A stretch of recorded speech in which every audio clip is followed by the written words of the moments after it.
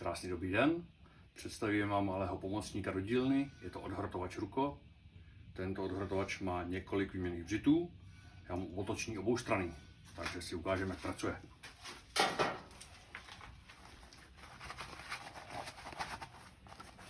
Ochranné pomůcky jsou nutné, je to ostrá věc a pracujeme většinou s ostrými věcmi taky.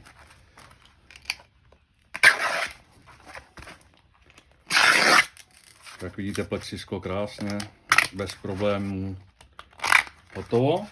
Ale to hlavní, proč bychom si ho kupovali do dílny, tady máme krásně vidět plechy, které jsou říznutý úhlovou bruskou. No a proto si kupujeme odhrotovač, protože uděláme jednoduchou krásnou věc.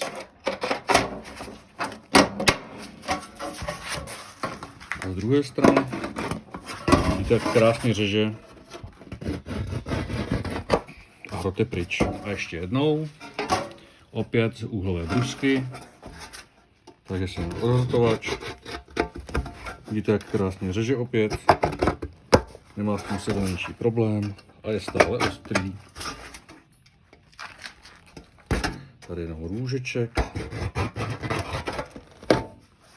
a hroty jsou pryč. Práce na 2 vteřiny, místo toho, abyste si to šmudali plníkem 10 minut. Hezký den, práci zdar a svaření zvlášť.